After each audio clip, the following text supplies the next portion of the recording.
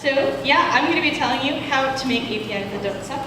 As a mobile engineer, I spend a lot of time with APIs. So at some point, you're going to have to deal with making APIs. These days, you want a mobile device, you want a backbone site, you want to use all these different places to use your data. For the sake of this presentation, and some of you who may not know what an API is, an API will refer in this presentation to any way that your software can communicate with someone else's software. So it's just an interface for doing that. Lesson 3, follow conventions. So as you can see, this cat has decided that we're not going to use English, we're going to use law speak. And if he writes his API in law speak, no one will be able to understand it. I don't have notes.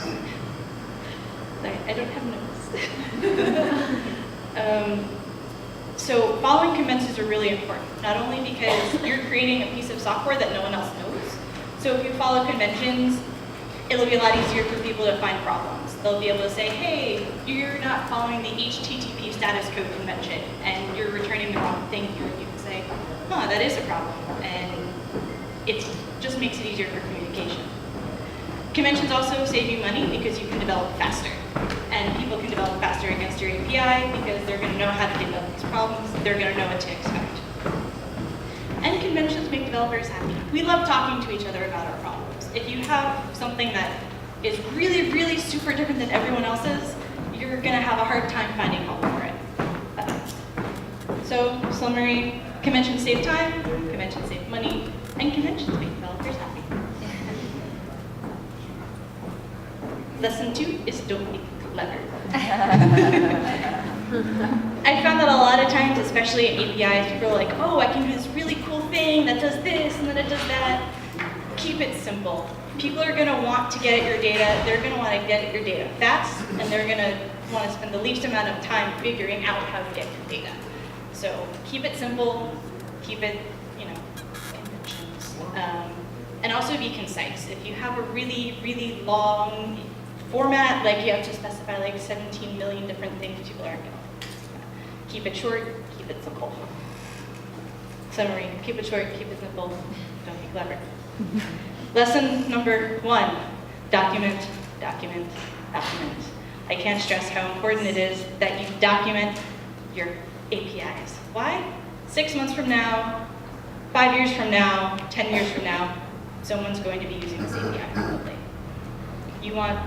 You're not going to be there, your coworker may not be there, you need to leave a record behind of what you're doing so that people in the future don't have to call you 10 years down the road and be like, remember this API you wrote this one time?